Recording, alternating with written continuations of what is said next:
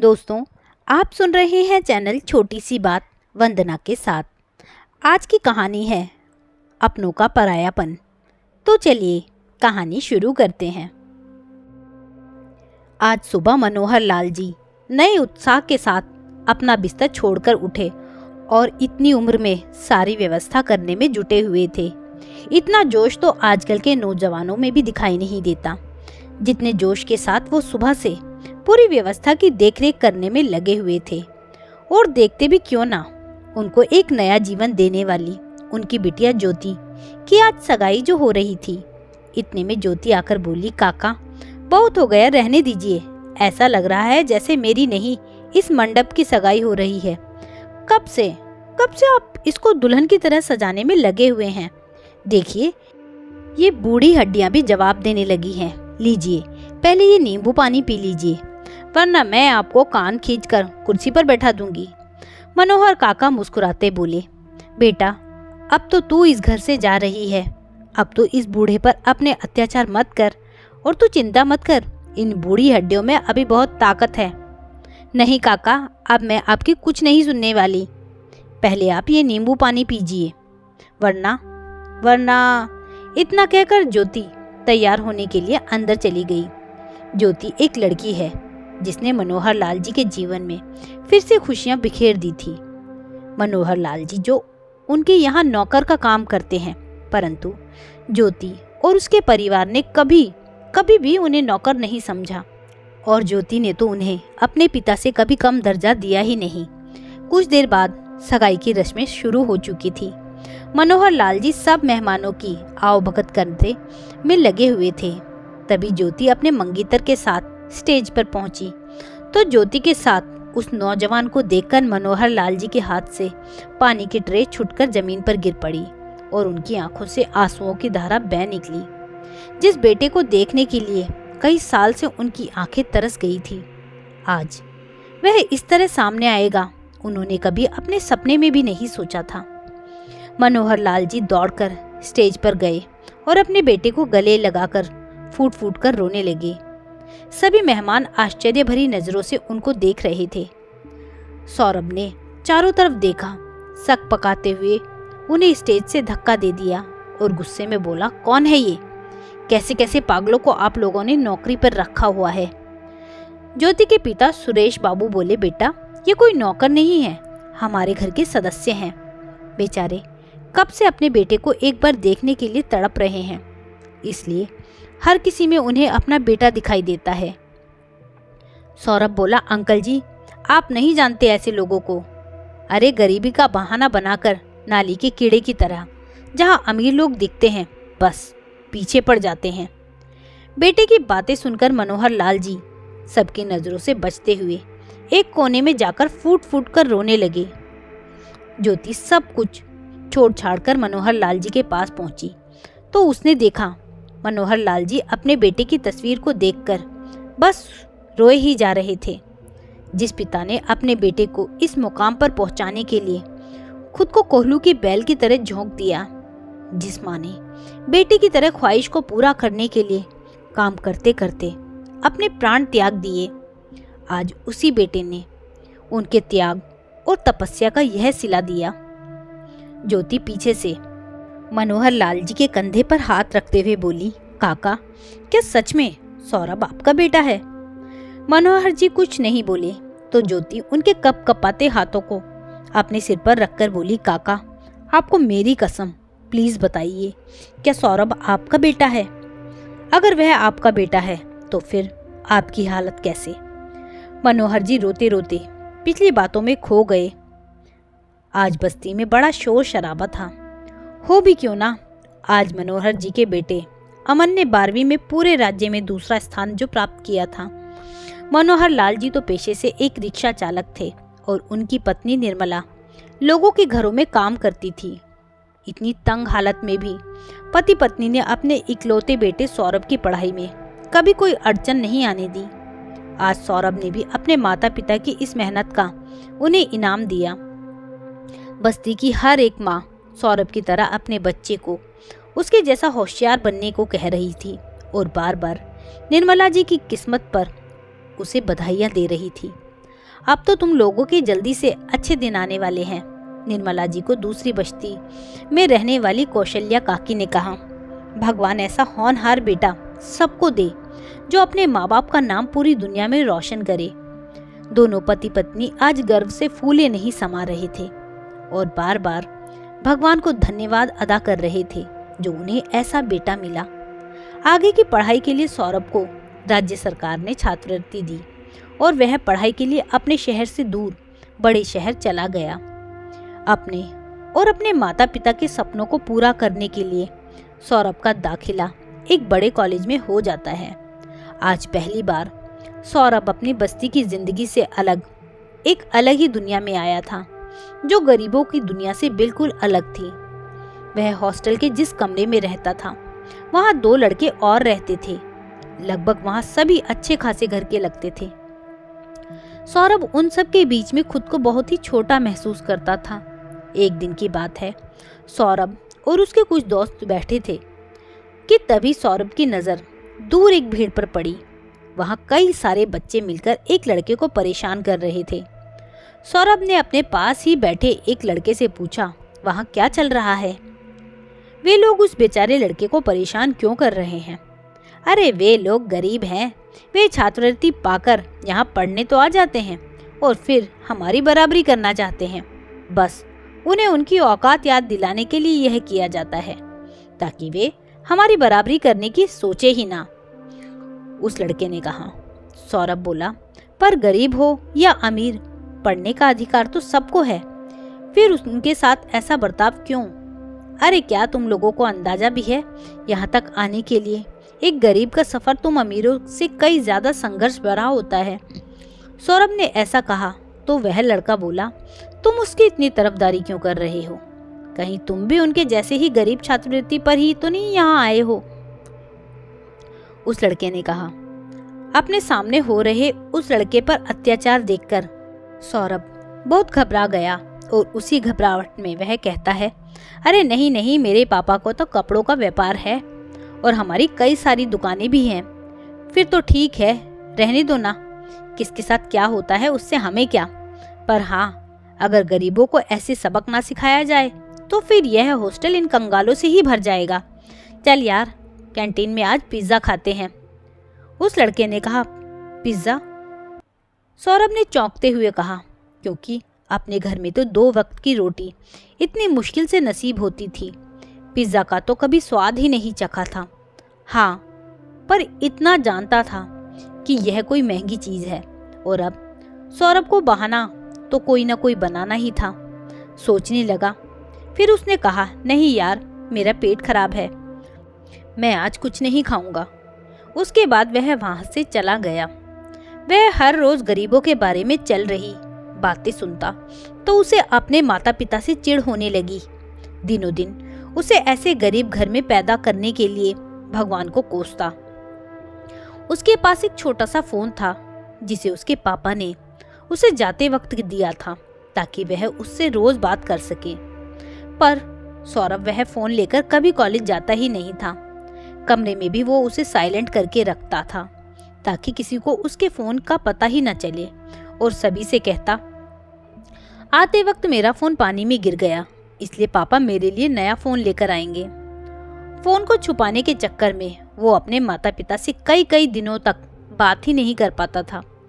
एक दिन उसने अपने पापा को फोन करके कहा, अब मैं आप लोगों से तभी बात करूंगा जब आप मुझे नया स्मार्टफोन लाकर देंगे।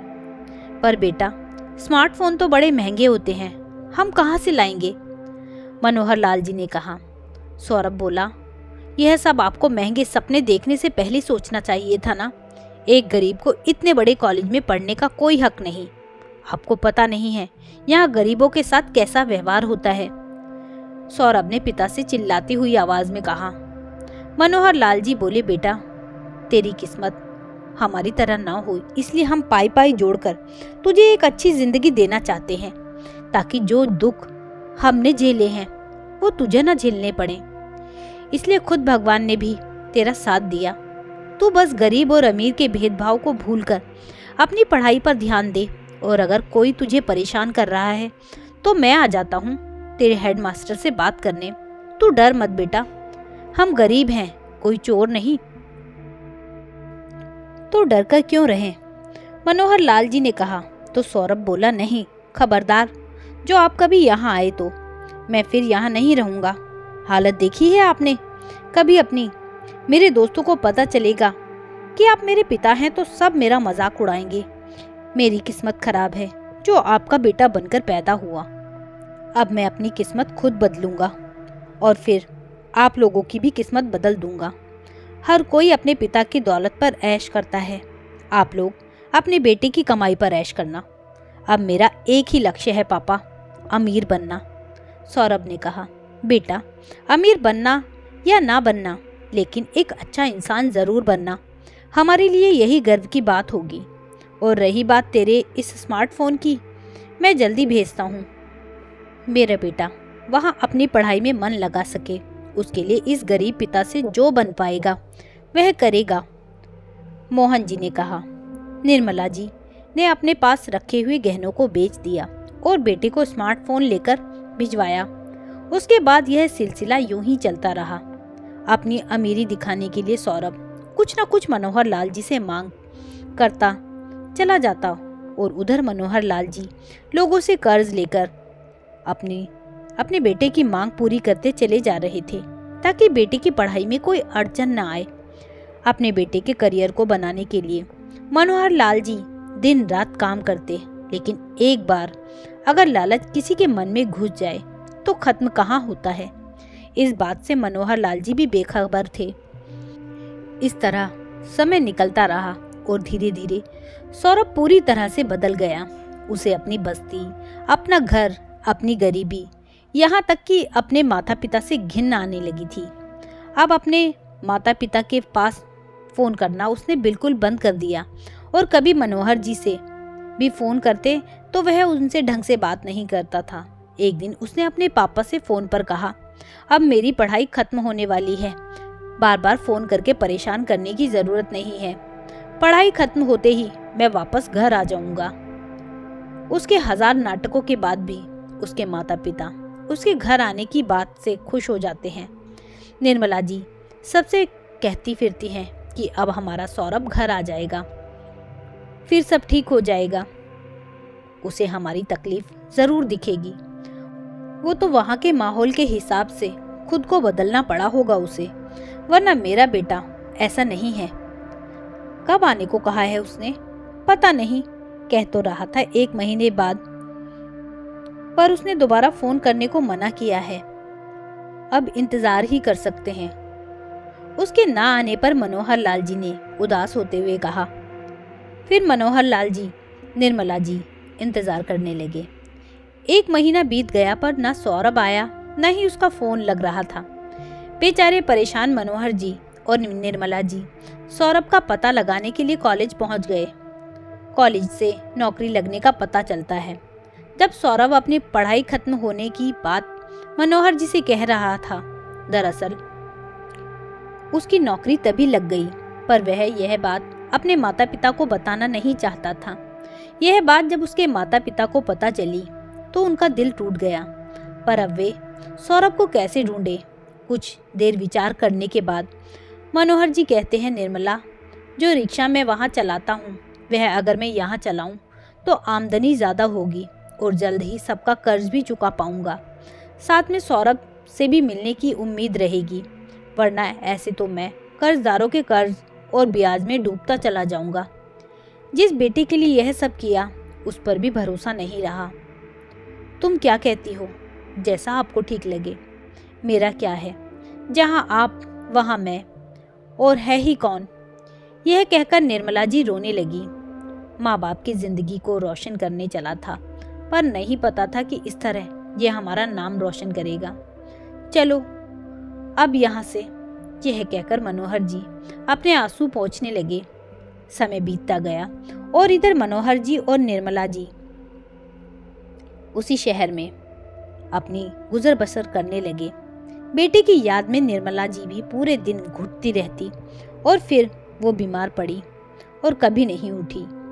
बेटे को बार बार फ़ोन लगाती, लेकिन उसने एक बार भी फ़ोन नहीं उठाया। पत्नी की सारी क्रियाकर्म पूरे करने के बाद मनोहर लाल जी की भावनाएं मर गई। वे दिन रात बस मशीनों की तरह काम करते और रूखा सूखा खा पी कर सो जाते। वे हर दिन रिक्शा चलाकर जो आमदनी होती उसे थोड़ा थोड़ा करके अपना कर्ज चुकाना नहीं भूलते। उनकी इस लगन को देखकर उनके शहर का एक साहूकार कहता, मनोहर लाल जी, मानना पड़ेगा, जिस उम्र में लोग आराम करना चाहते हैं उस उम्र में तुम कोल्हू के बैल की तरह काम करते हो। मनोहर लाल जी बोले, बाबूजी, आप लोगों के कर्ज ने ही तो मुझे अब तक जिंदा रखा है, वरना मेरी जिंदगी में अब बचा ही क्या है। बस डर है कहीं आप लोगों का कर्ज चुकाने से पहले ही मर न जाऊं। साहूकार जी ने कहा, ऐसी बातें मत करो मनोहर जी, तुम्हारी मेहनत और उम्र को देखते हुए मैं तुम्हारा सारा कर्ज माफ करता हूँ और मेरे पास तुम्हारे लिए एक अच्छा काम भी है जो इसी शहर में है। इससे तुम्हारी कमाई भी ज्यादा होगी और अपने इस भाड़े के रिक्शे का भाड़ा देने से भी मुक्त में हो जाओगे। तुम जो भी कमाओगे वह सिर्फ और सिर्फ तुम्हारा होगा। साहूकार ने कहा, ऐसा कौन सा काम है बाबूजी? मनोहर लाल जी ने कहा, मेरा एक दोस्त इसी शहर में है, उसे एक विश्वसनीय ड्राइवर की जरूरत है और तुमसे ज्यादा विश्वसनीय मेरी नजर में तो कोई और है ही नहीं। वहां रहने के लिए एक घर और अच्छी पगार देंगे। तुम बोलो, क्या कहते हो? करना है?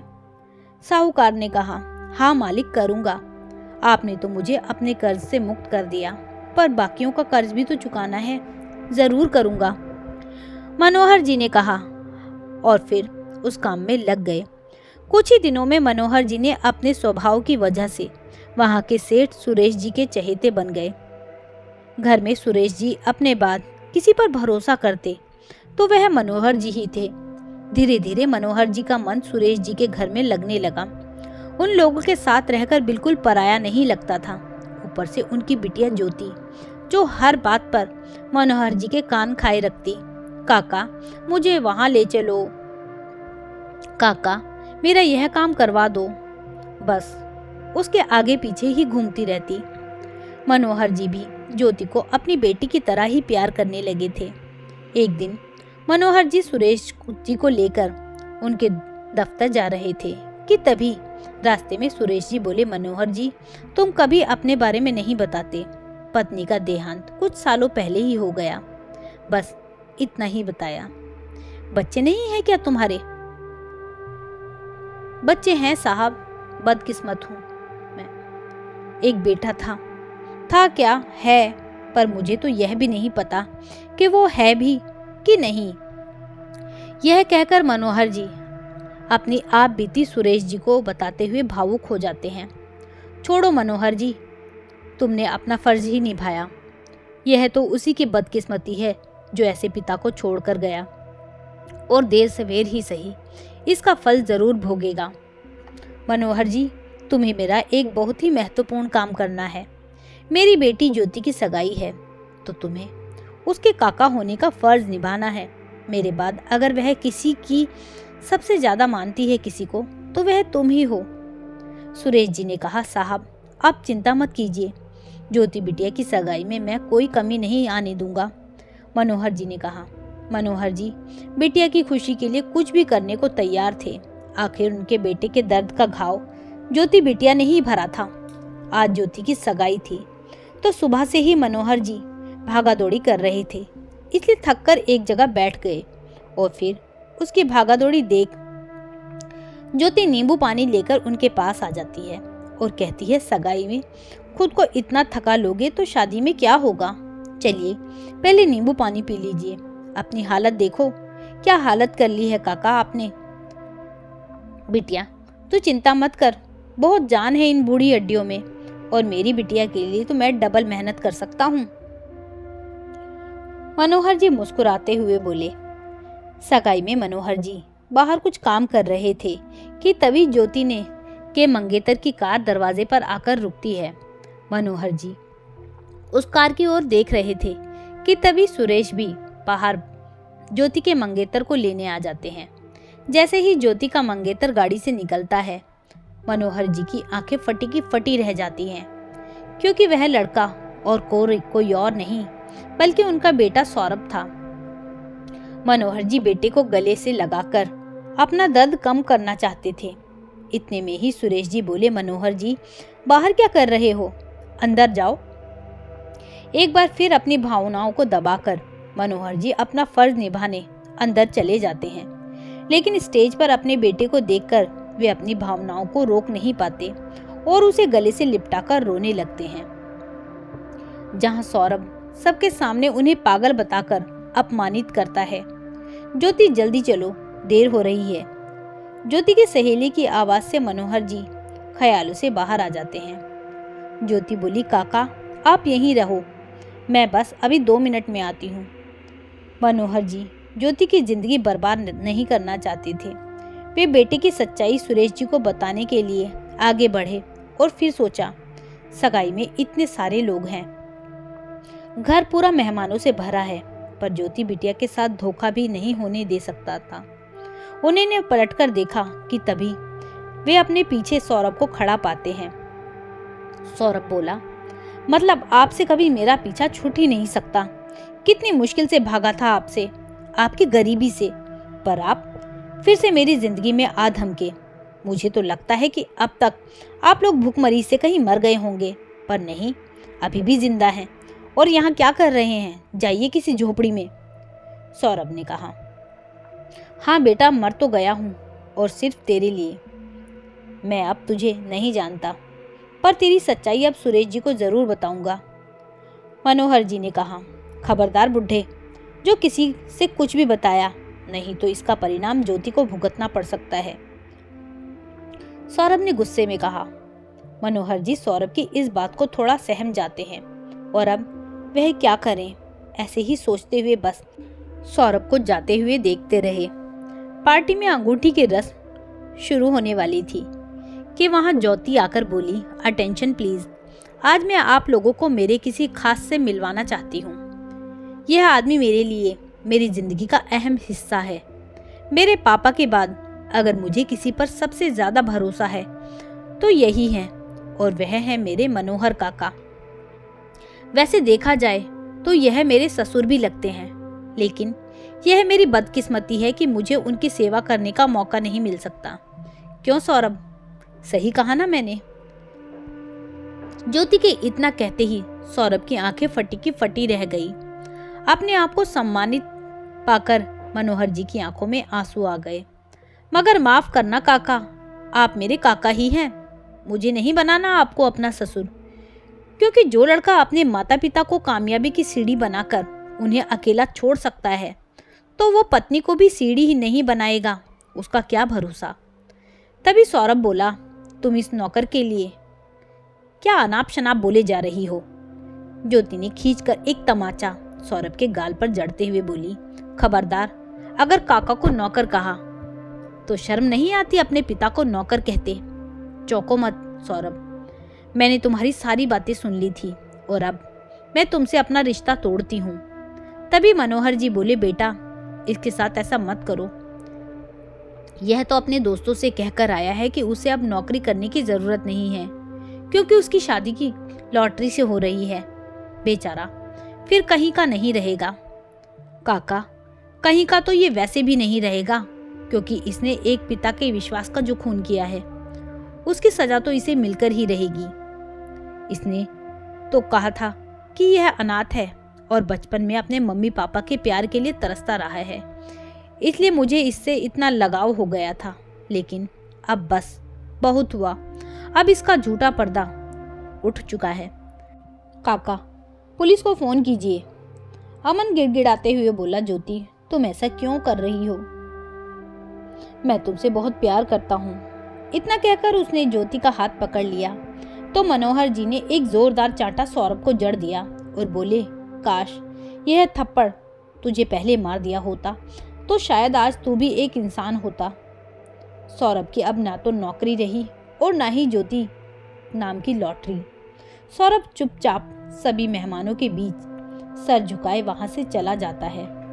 मनोहर जी धम्म से वहीं पर गिर पड़ते हैं। ज्योति ने दौड़कर मोहन जी को संभाला और बोला, काका, यह समझ लीजिए कि आपने बेटा खोया है और इस बेटी को पाया है।